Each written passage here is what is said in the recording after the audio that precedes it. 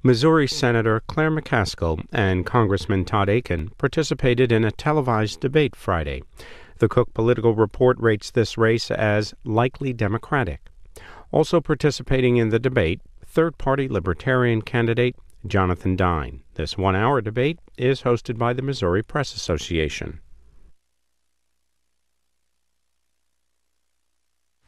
Thank you, Phil, and welcome again to the Missouri Press Association debates.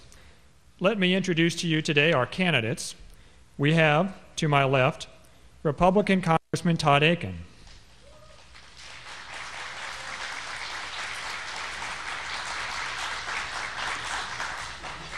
In the middle, Democratic Senator Claire McCaskill.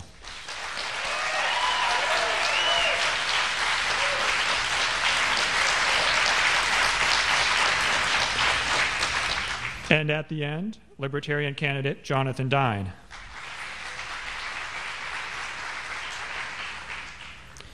Let me also introduce to you today our panel of journalists who will be joining me in asking questions today of the candidates. We have Nassine Benchabon, a student at the University of Missouri. We have Bill Miller of the Washington Missourian, and Jeff Fox of the Independence Examiner. Now let me briefly go over the rules of our debate today. The candidates drew numbers in advance to determine their speaking order. They will each have 2 minutes for an opening statement. Candidates will have 90 seconds to answer each question, with a 45-second rebuttal at the option of the moderator.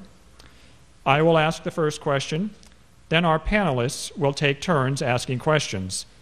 At the end of the debate, candidates will have 2 minutes for closing statements.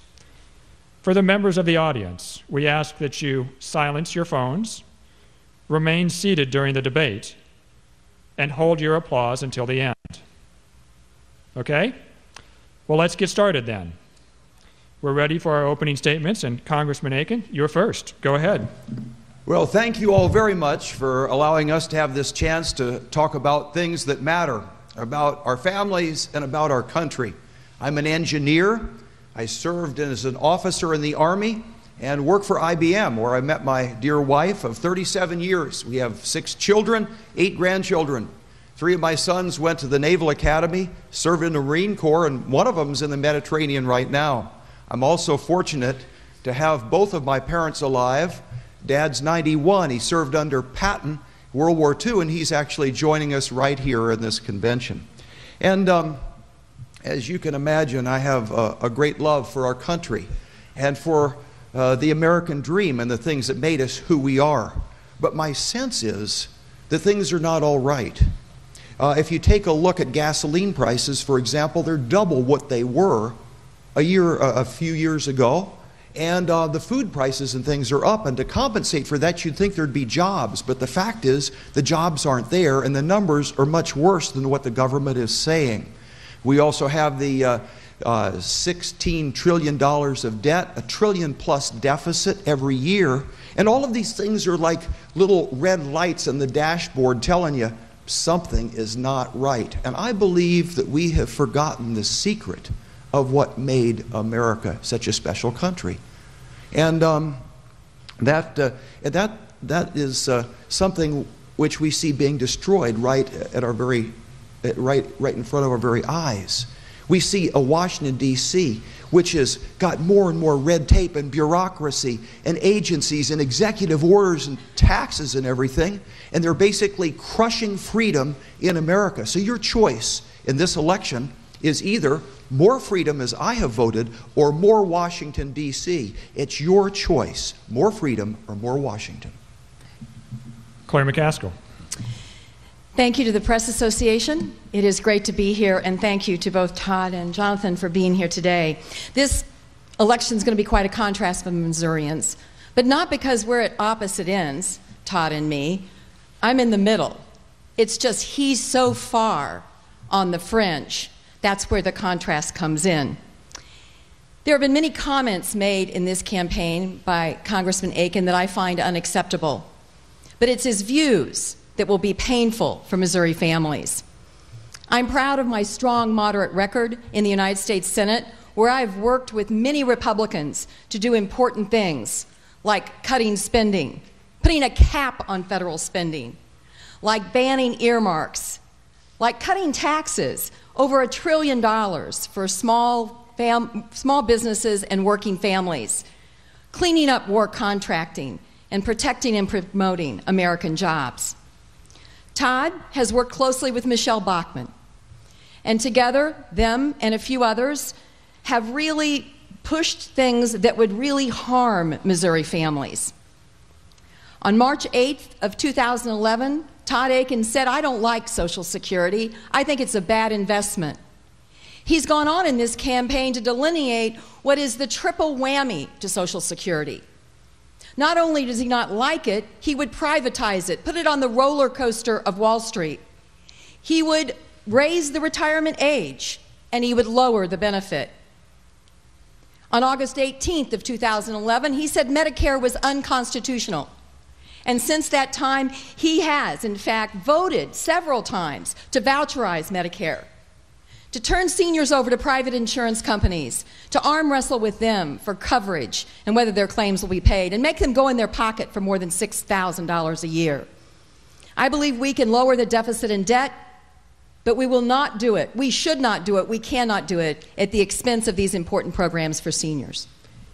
Jonathan Dine. Welcome, everybody. Thank you for coming out today. I want to give a big thanks to the Missouri Press Association for hosting this debate and giving me the opportunity to introduce myself to the voters of Missouri. My name is Jonathan Dine, and I'm the Libertarian candidate for the United States Senate. Like many of you, I'm tired of the constant fighting of the Republicans and Democrats. Beating the other team has become more important than finding solutions to America's problems. America is now on the verge of a financial collapse, and both parties are to blame with their reckless tax, borrow, and spend policies. Neither party is serious about balancing the budget or lowering your taxes or restoring your personal freedom. For as long as I can remember, and most of you as well, Republican and Democrat politicians have offered up solutions, but America's problems have only gotten worse. Higher and higher taxes, more intrusions in your business and your personal life. Enough is enough. As a Libertarian senator, I will stand up for your personal freedom. I'm socially accepting and tolerant. I will stand up for marriage equality, the legalization of marijuana. I'm also fiscally responsible. I want the government to be a good steward of your tax dollars. I'm tired of the reckless spending and the reckless earmarks. As your senator, I will vote no to reckless spending, vote no to any legislation where spending exceeds revenue. I will also advocate on the part of a balanced budget amendment. The government should live within its means, just like the people of Missouri. Supporting my candidacy means supporting a drastically smaller government and lower tax level across the board. We do not need politicians telling us who we can love, what to do with our own money, or what we can do with our own body. Be Libertarian with me, November 6th. Thank you. It is now time to turn to our question segment, and I will ask the first question. It will go first to Congressman Todd Akin. The Missouri Senate race was thrust into the national spotlight last month after a remark that Congressman Akin made about women's bodies having ways of avoiding pregnancy in cases of legitimate rape. The congressman has apologized repeatedly.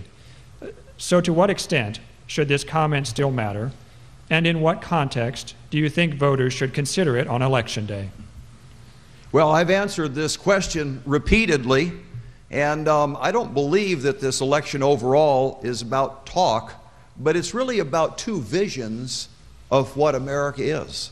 Are we going to go down the path of Greece that constantly has a bigger government, always taxing more and basically destroying their economy?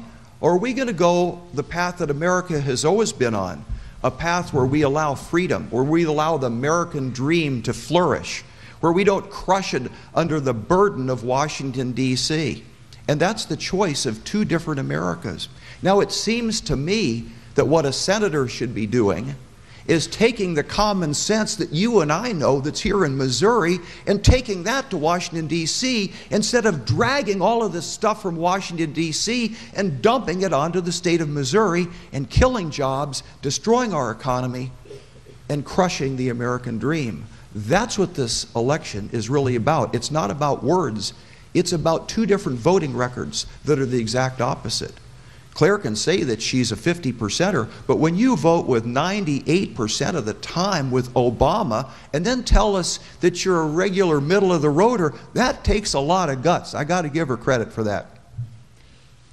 Claire McCaskill, to what extent should the comments still matter, and in what context do you think voters should consider it on Election Day? You know, I think Congressman Akin's comments opened the window to his views for Missourians. He has apologized for those comments, but they say a lot about how he views things, and that's where Missourians need to pay attention. I believe a rape victim should be allowed to have emergency contraception in order to avoid pregnancy. Todd Akin does not. I believe his view is extreme and out of the mainstream for most Missourians.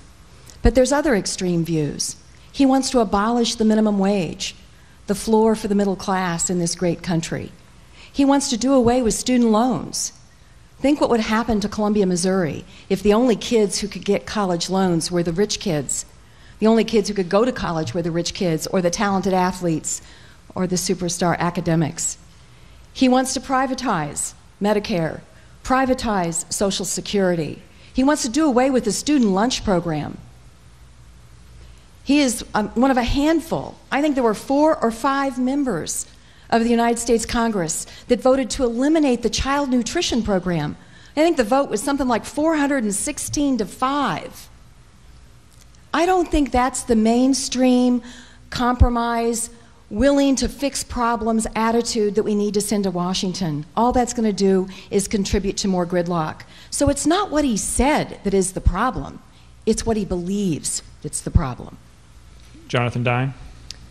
Like many of you, I found Akin's comments insulting and insensitive to the victims of rape, just insinuating that their crime or their victimized was not in some sense legitimate.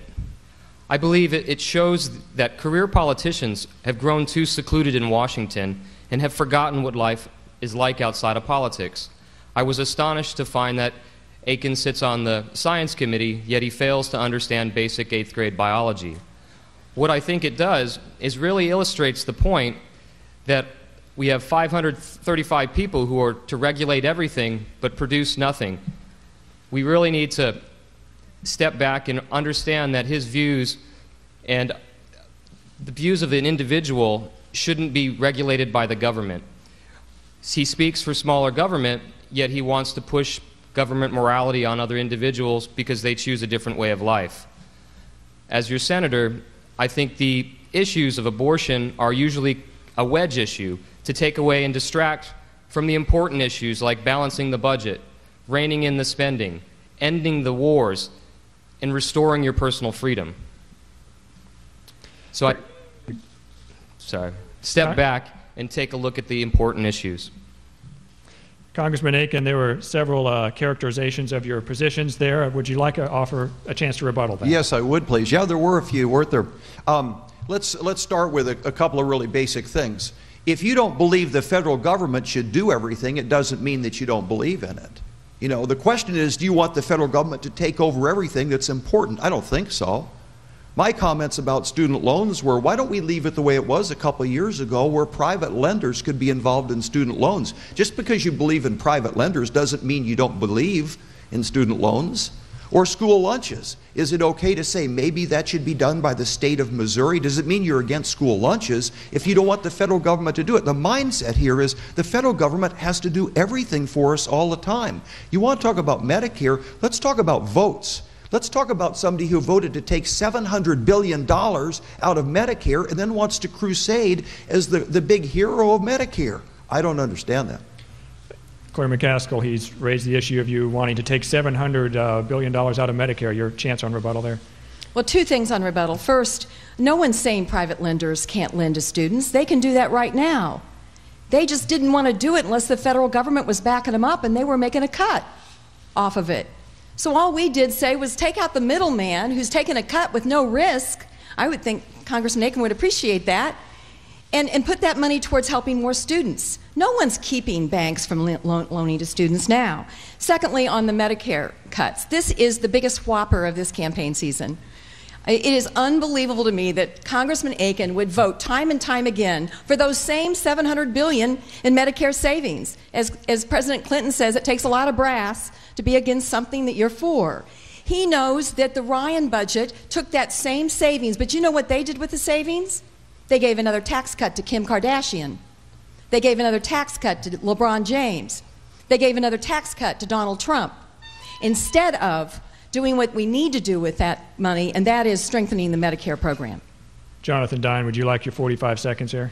I'm okay. All right. We could go on rebuttal all day, but we must move on to the next round of questions here. Nassim, you're